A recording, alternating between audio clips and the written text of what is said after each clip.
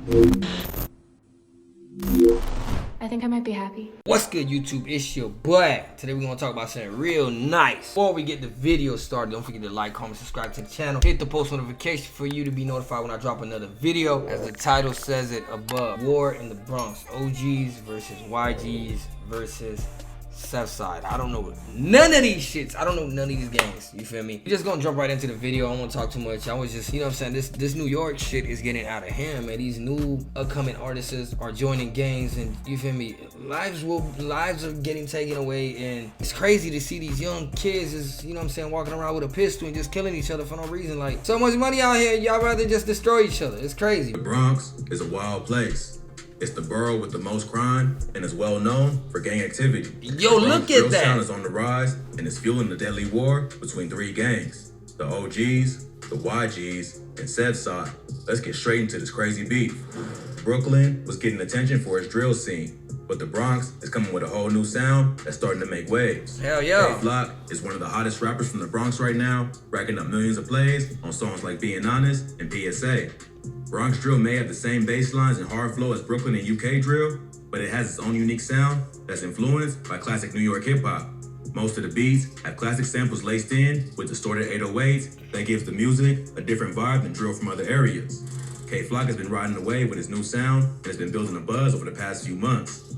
But his come up ain't just been all success. He also suffers from the pain and loss that comes with the street life, losing many friends to gun violence. You feel me? That's the thing I don't understand. Why you guys would rather put yourself into that shit. Y'all boys picked up a buzz, right? Y'all in the same block. Y'all picked up the buzz. I'm making money. Why have all this money and let it just slip from under you so fast when you can actually be living good off that money and just forget about all that bullshit? But I understand.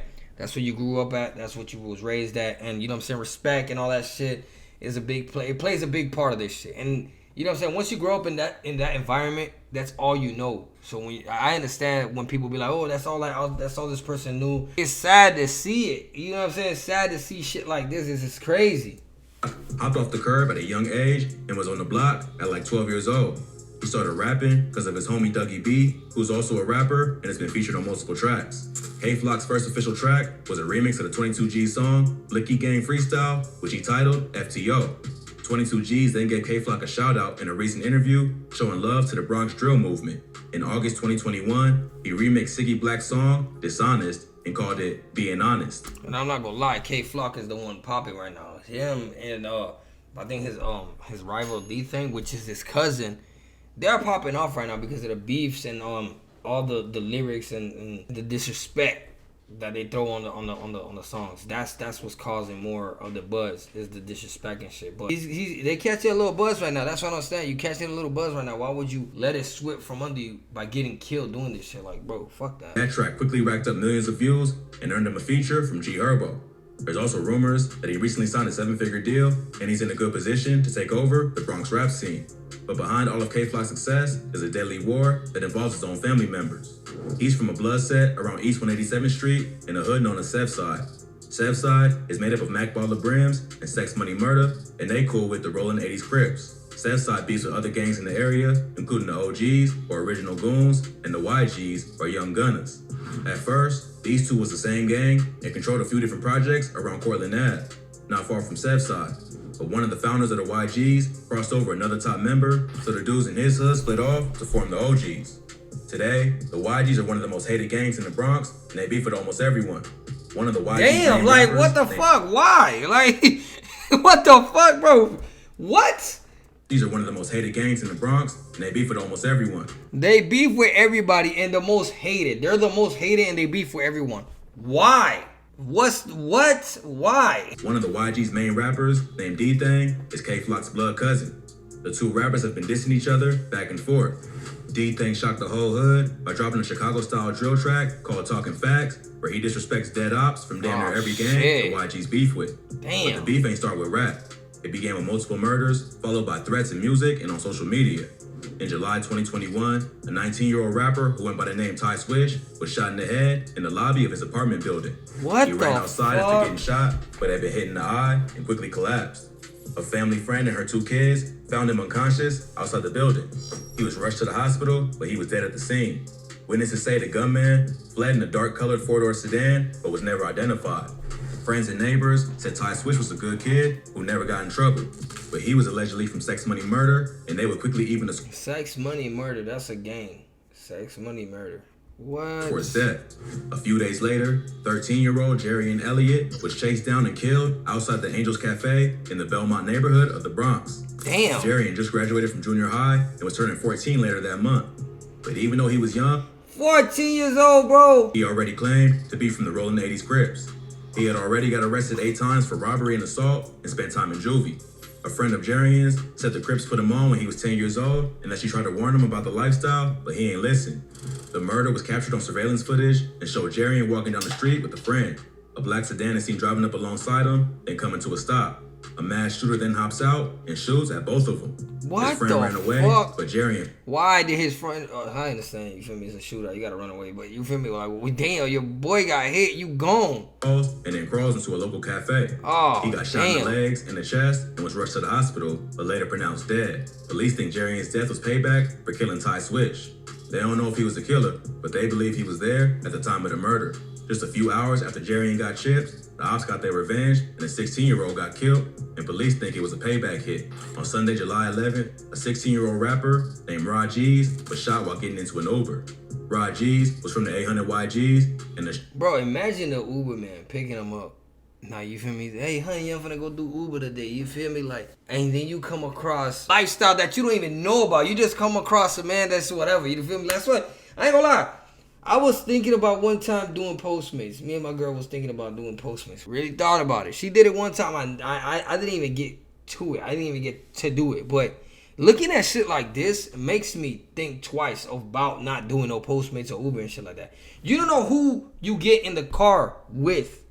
And then all of a sudden, you get in the car with this man, and all of a sudden, you see Tupac right next to you like, yeah, bro. Like, you feel me? Like, damn. What the fuck? is believed to be retaliation for the murder of Jerrion Elliott. Rod G supposedly made fun He of was Jerrion's out of there, death bro. He on social floored media that shit. right after it happened, and the get back was immediate. He was on his Damn. way to the studio when 2 men on scooters pulled up and started dumping shots into his Uber. What the The whole thing was fuck? captured on the driver's dash cam and quickly went viral on social media. The rapper Is the Uber man dead? That's the what the fuck? Is he dead? got shot once before, but survived. His mom said he was trying to turn his life around and was focusing on his music career, but he didn't get that chance and instead became another casualty in this deadly war. But the Ain't case gonna lie, is that's still a big active, ass war, and they bro. both minors, so there ain't too much public info available. With so many deaths on all sides, the beef between the YGs, OGs, and SevSide was really heating up. On August 16th, K-Flock dropped the track Is You Ready?, where he disses multiple rival rappers, including his own cousin, Dthang. In the first verse, he says, "Boy, ask my ops, it could get ugly. I could do shh, like Ice did Sunny." That's cold. That's fucking cold. This is referring to the classic film, Paid in Full. And if you guys watch Paid in Full, you guys know how he did Sonny. That was so fucked up. How his uncle did Sonny. That's so fucked up. In the movie, Mitch, one of the main characters played by Mekhi Phifer, has a younger brother who gets kidnapped for ransom. Mitch tries to get the money, but he gets killed by Rico, Yup. played by Cameron, who Yup. steals the drugs to pay Sonny's ransom. Sonny gets killed as a result, and come to find out, he was set up by his own uncle, Ice, who was mad at Mitch for kicking him out of the house. Yeah, that's fucked. I'm not gonna lie. That is fucked.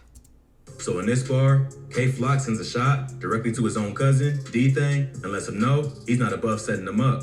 The song was big in New York and even got played on Hot 97. So you can probably guess how the ops felt about this. Dthang quickly hopped on social media and gave his thoughts on the bar, saying, "Can't wait to see Auntie now." A few weeks later, How is that Thanksgiving? How would Thanksgiving be like? You know what I'm saying? That household. Now there's gonna be bullets everywhere. You feel me? The family, if the family ain't keeping up with what the fuck is going on, get the fuck out of Dodge. Nephews, brothers, sisters, get the fuck out of Dodge, because these niggas about to blow the whole fucking house up. Get the fuck out of Dodge. Rolling 80s member who was affiliated with K-Flock What the got murdered fuck? broad day. The victim was 16-year-old rapper Nas Rolla. He was killed after 2 men hopped out of a Honda Accord and popped him in the head and chest in SevSide's hood. Police said that Nas Rolla had a long criminal history and got arrested 18 times already, including 10 felonies dating back to May 2017. He was recently arrested for gun possession and was fighting 3 other open gun cases. After his death, Dthang would hop on Instagram and sneak this Nas Rolla, who was his cousin K-Flock's right-hand man, suggesting he might have got set up. Right around the same time Nas Rolla was killed, Dthang dropped Talk Facts, which is pretty much the Bronx version of Who I Smoke, where he disses all his ops, both alive and dead. On the track, he samples the song Somebody That I Used to Know by Gautier and throws a sub at a different op in almost every bar. Some disses include Dougie got shot, but he's still in recovery, sending shots at K-Flock's homie, Dougie B. He also says, come on, CJ, you see me when I ain't see you. You ain't even make a move. So how the f when you see me, you gon' shoot? Damn. In this bar, he takes shots at another rival rapper from Cortland who dissed Dthang on the track Kidnap Who, after Dthang said he was gonna kidnap Booba Savage, who was also featured on the track. Later, he raps, this little kid you talking about? AKA This kid? Ek, dumbass got hit. That's word on my mother, they never do shit. Damn. Here, he's talking about a rapper named Shot Ek, who's from the OGs and known to go by the name Jiggy Man. So, it looks like Bronx drill is following the same pattern as Chicago and the UK. Rappers diss each other in songs, then follow it up with real violence. What's really crazy is that a lot of them are under 18. And it's crazy because the cops, they spoke about this shit about Chicago and shit like that. Like, they spoke that if they're not even gonna go by like papers and shit like that. They're gonna start listening to this shit and actually crack down on Chicago rappers so they can like connect the patterns, because basically the criminal shit is not adding up. They can't catch them because of the fact that they don't know what the fuck is going on. And it's like they should have been doing this shit. And now is that when you guys want to catch up to this shit? That's tough. Like, I don't understand this shit. To be honest, I don't understand this rapper shit. I don't understand the rapper world. I don't understand none of this shit, because it's not snitching. You're telling a story. It's not saying that you, like, I don't understand. But I don't get this shit. You rather not speak to the cop by telling them anything, but you rather say it in a song. I don't understand this shit. I don't get it. And still in high school. So really, they don't fully understand the consequences that come with the lifestyle they're living. Hopefully, that's crazy. That's a they're paying crazy ass attention lifestyle. to how hot it's getting in O-Block, and they cool it down before it's too late. But with so many lives lost on both sides, it's hard to see an end in sight. That is fucking wild, y'all. That is fucking wild. So with that being said, get the fuck off the street. Street ain't for you. This rap world is not for you. You know what I'm saying? If you want to become a rapper, become a sophisticated rapper. Talk about life struggles and shit like that. Don't talk about gang violence and shit, because I'm not gonna lie, the internet, they love switching shit around. The internet, they live and they feed off of drama. So that's one thing that's gonna keep you popping. But if you wanna just live your life, see yourself at 40, 50 years old, do it the smart way. Don't talk about killing motherfuckers. Don't do that. Because you're gonna end up on a shirt. At the end of the day, you will end up on a shirt. So, you know, it's sad to see that these little kids, 14, 15, 16 years old, don't even make it to C25 because of the fact that they live this lifestyle. And it's insane. But that is crazy as fuck. This story is insane. Like, two cousins beefing with each other. Imagine that shit. Imagine that shit. Imagine in the table with them. So how's everybody doing? And they, you know what I'm saying? They up this shit. Like, that's insane. So that's crazy. With that being said, man, like, comment, subscribe to the channel, hit the post notifications. Let me know what you guys want to see next. Comment down below what you guys feel about this video. That shit is insane. That family reunion will be a disaster. So, we gone. Shorty keep asking like, Chris, what you doing? I told her just sit here fooling around. Stepping that bitch and everybody know my name. Can't lie, I'm the dude in my town.